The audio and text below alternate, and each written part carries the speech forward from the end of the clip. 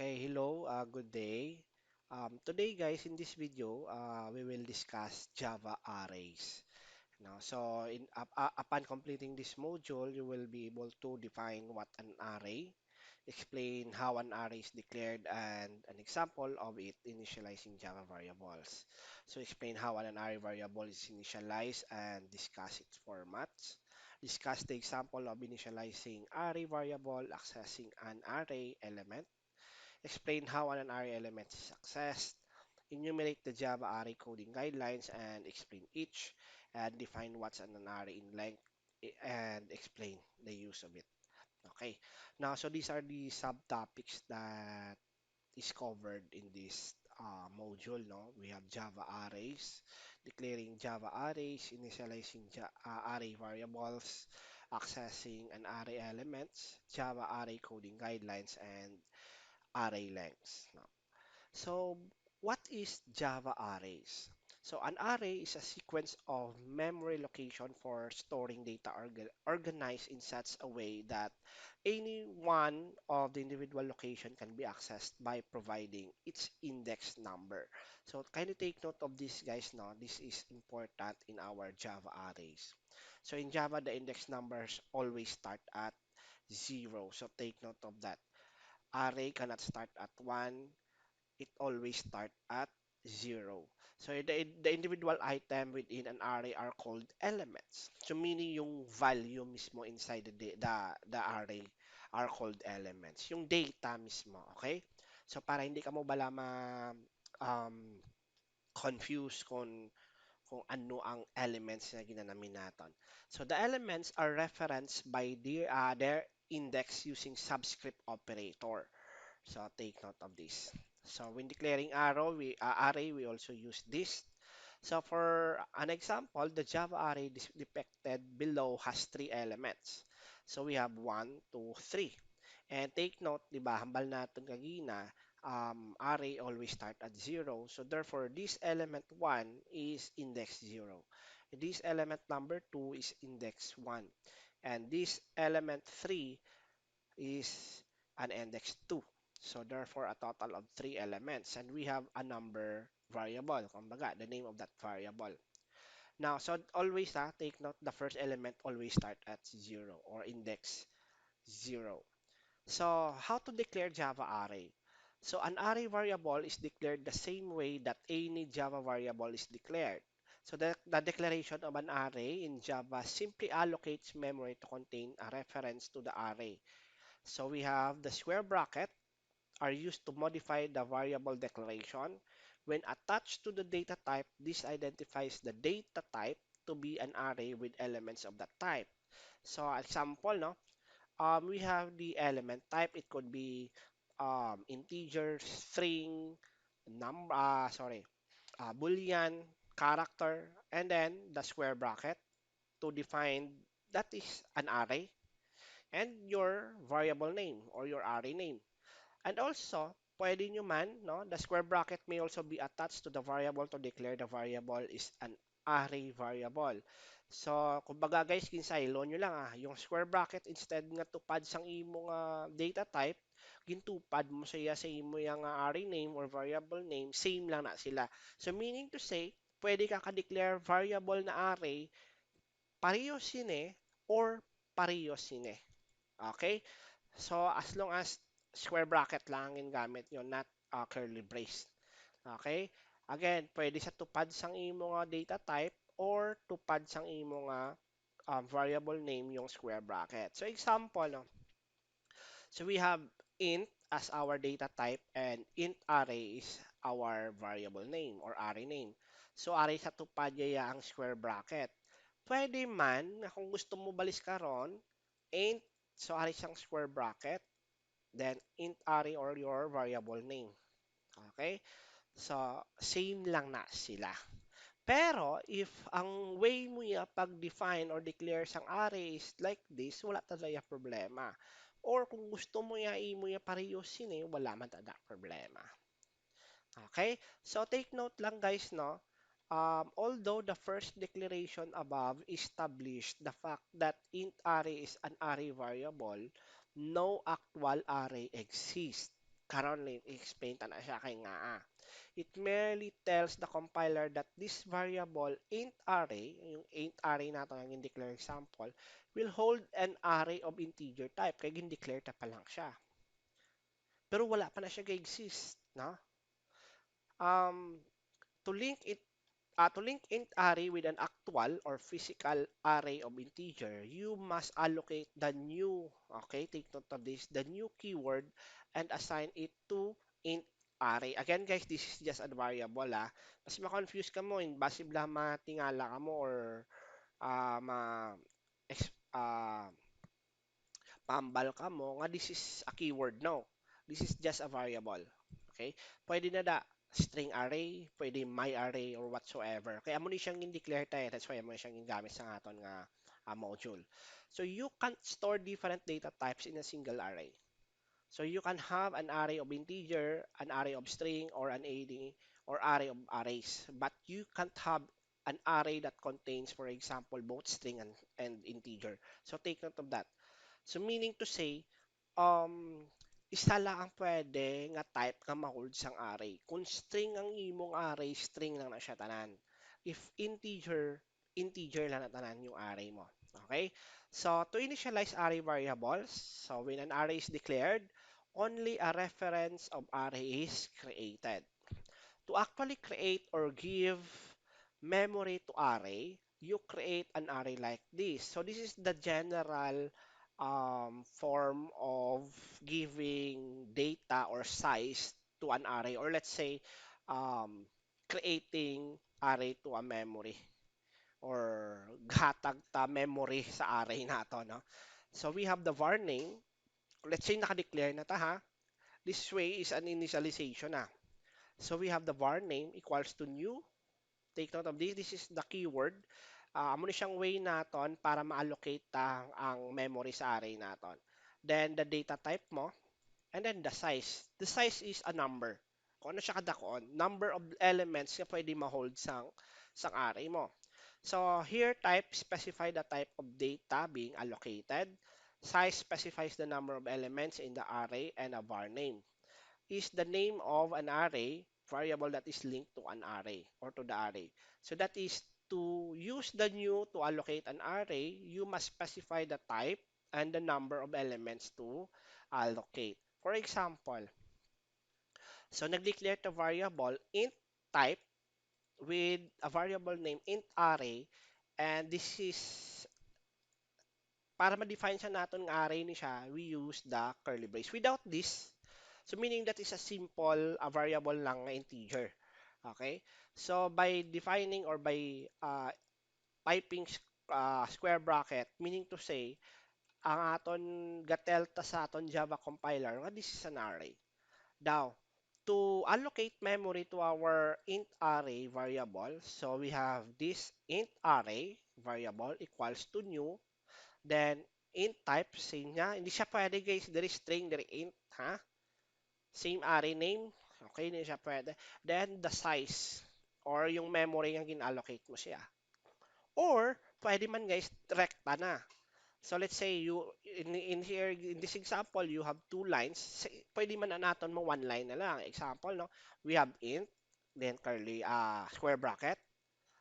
Your variable name equals to new, then the size. Int, then the size. Okay? So, klaro. Klaro, guys? Okay. So, pwede mo ni siya ma-interchange, no? Int, then remove mo ni siya. Pwede mo ni siya mabutang dire sa after ng int array mo or the variable name mo. So, kindly take note lang, the element in the array allocated by new will automatically be initialized to 0 for numeric type. So, take note. Kumbaga, once nag-create na kamo or nag-declare kamo variable, then kin-initialize nyo using new keyword. Kung numeric types yung array nyo, automatic 0 na siyang value niya. False naman for boolean and null for reference type. So mga string nyo bala. Okay. Obtaining an array is a two-step process. First, you must declare a variable of a desired array, sparse eh. No? Second, you must allocate the memory that will hold the array. Ano siya? Or pwede nyo siya i-rekta. Nag-declare ka, di ba? Declare mo siya. Then, initialize mo na lang sa dion. No problem na siya. You can also create an array by directly initializing it with data. Now, again, nag-declare lang tayo variable and then the size. So, in this case, the data should be enclosed in curly brace and separated by commas. Okay, take note. Kung nag-declare ka variable, square bracket gamiton mo. Pero kung ga-initialize ka na or gahatag ka initial data, use ka na curly brace. So take note, example, no? Int, so square bracket for array, then the variable name equals to, you open curly brace. So 1, 2, 3, 4, 5.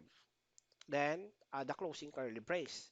So this means that ARR array integer has an element of 1, 2, 3, 4, 5. Meaning to say, pila ka bilog iya size or ano kadako siya, anong size niya. So 5.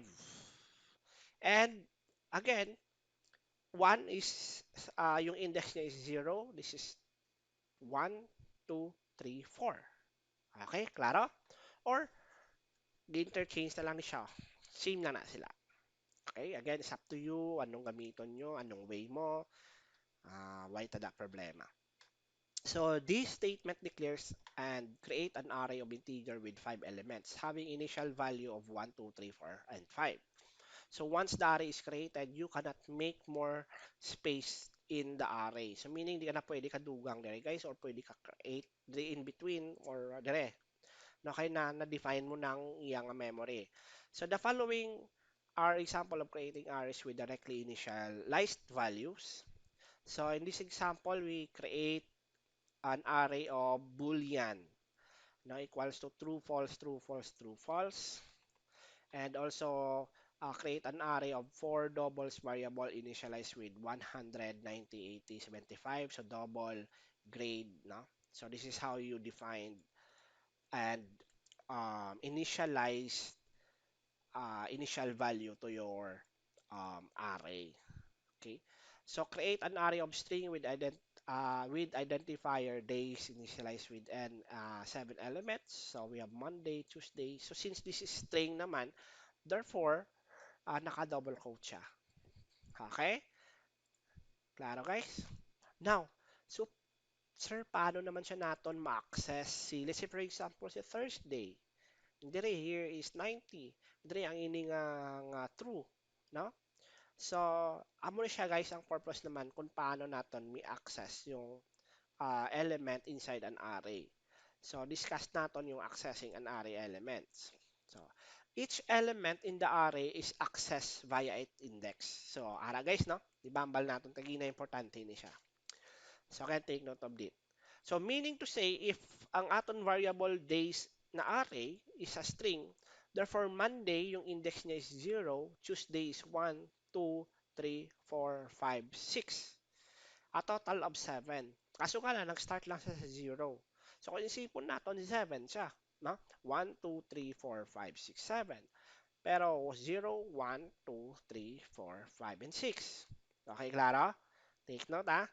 Now, the index begin with 0 and ends at total number or array size. So, meaning, matapos ang imong, ang katapusan niya na is yung number of element minus 1. So since this is 7 minus 1, so 6. Tama? So 0, 1, 2, 3, 4, 5, 6.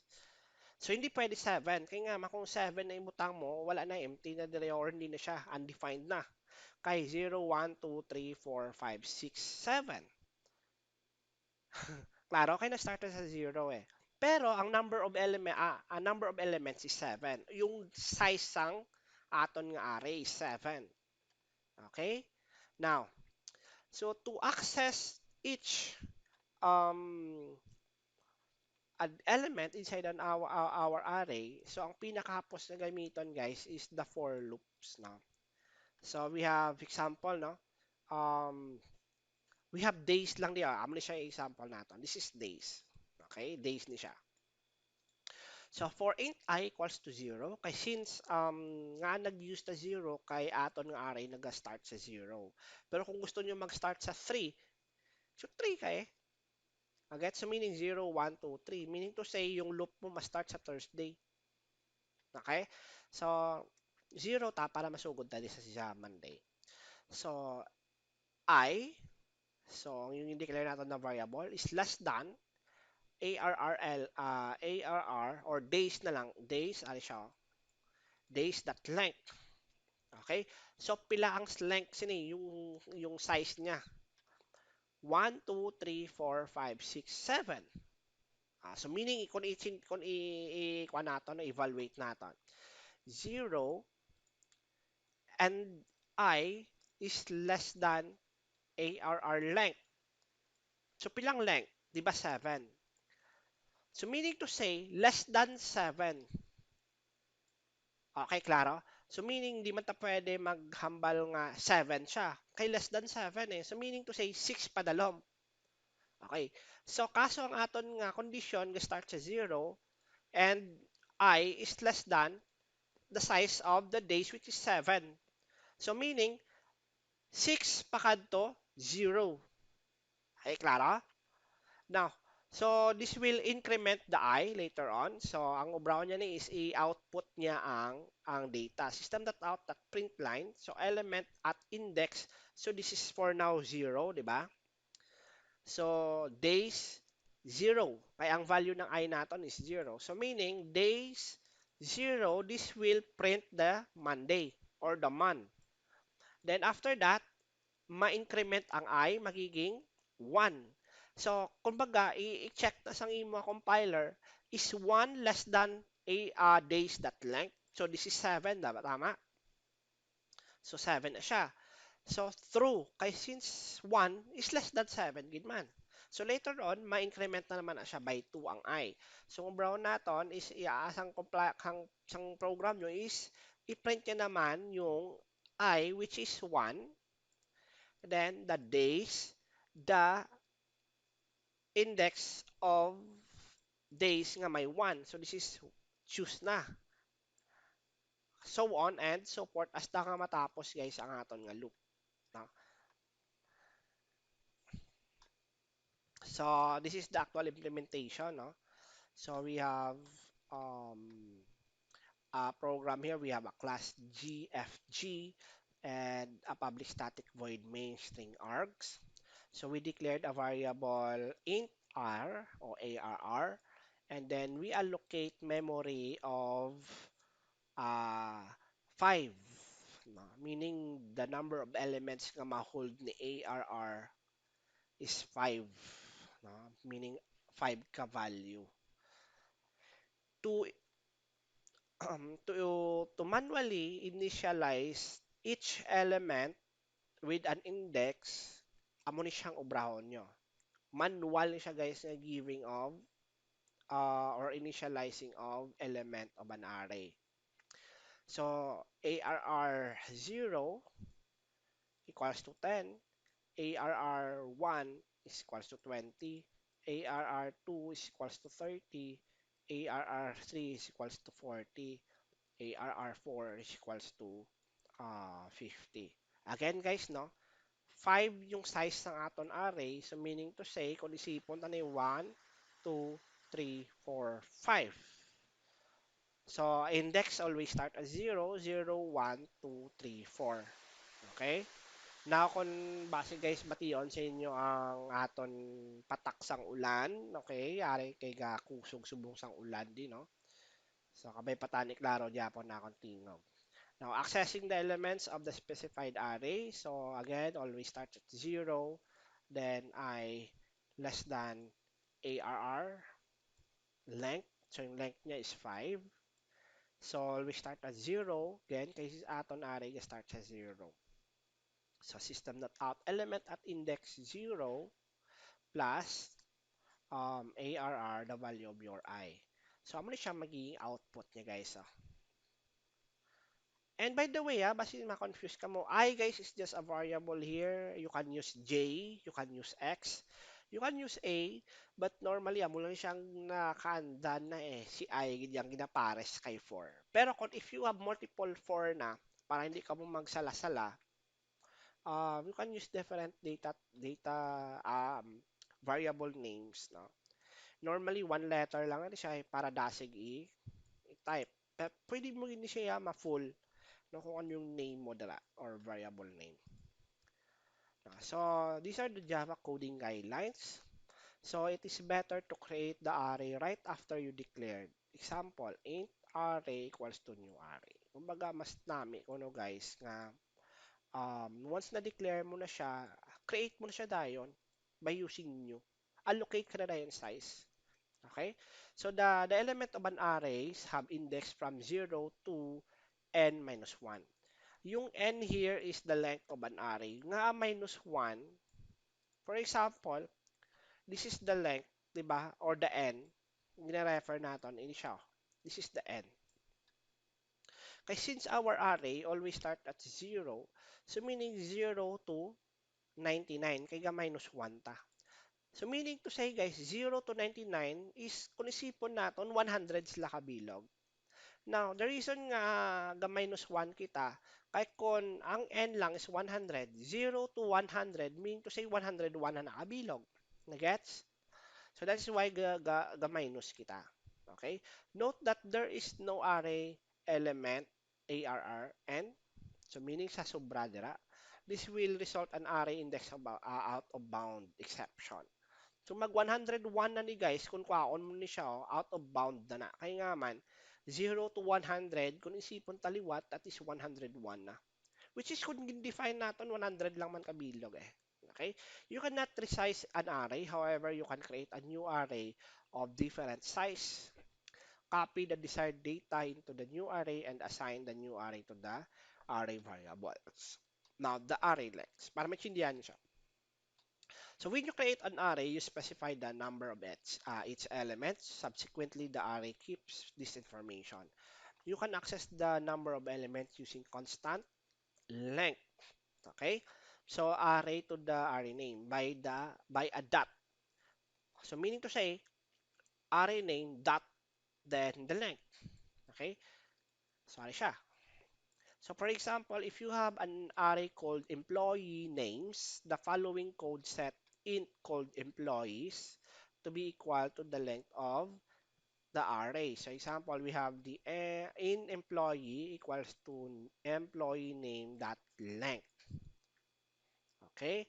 So what happen if we try to access element outside of an array? So, so yung JVM natin throws array index out of bound exception to indicate that the array has been accessed with an illegal index. Pagkabalta illegal index, um, hindi siya makita sa imo nga virtual machine or Java virtual machine. So the index is either negative or greater than or equal to the array of or the size of an array. So example, no, we have again this. So int ARR equals to new int. So meaning the size sang aton nga ARR is 2. No, dual lang meaning ka value.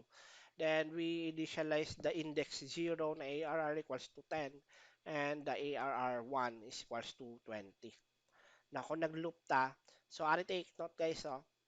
So always to nag-start ta sa 0, pero ang I naton dire gin compare naton sa less than or equal.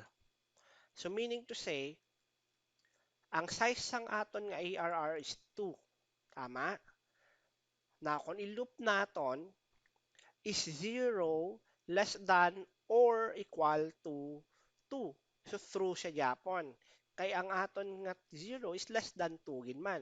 Meaning to say, i-print niya ang whatever value ni ARR nga may index 0. So which is 10. Now, ma-loop na siya. So magiging 1 na kay because sino yung I plus plus magiging 1 na ang I. So is 1 less than or equal to 2? Yes, true man si Japon. So meaning system.out print line ARR index 1 which is 20. Okay, di ba? Next, ma-loop siya. Kahit tungod, nag-incrementa by 1. Next, 2 na siya. Magiging 2. So, take note. Is 2 less than or equal to 2. Na kung isa-isahon tao na nato ni siya. Ang 2 guys less than 2, hindi, 'di ba? Kay equal sila. So meaning that's false. Because of the or, we have equal. Is 2 guys equals to 2? True. Tama? True. So meaning diri false siya pero diri true. Because of the or, true or false or true magiging true. So meaning guys, true ni siya. So once na true ni siya, execute niya niyo. So na kung lang taon naton, 2 na ni siya. So system na that print line ARR 2. Now lang tawon isang imo nga JVM dire, wala man ta index nga ARR nga may 2 or wala ta ARR nga may index nga 2. So meaning this will throw an array index out of bound exception. Ma-error na siya during runtime. Hindi na siya mag-error I think kay sa inyong during compilation, ma-error na siya during your runtime na. Okay? Na, runtime error. So, exception, i-print niya na siya ang output, pero i-print niya man ni siya sa dalom sa output nyo. Okay, you have 10, 20, then dire, exception. Okay? Now, so any question? So hopefully na itsindihan guys, no? If you have any question that just don't hesitate to PM me or directly message me on your messenger. Okay?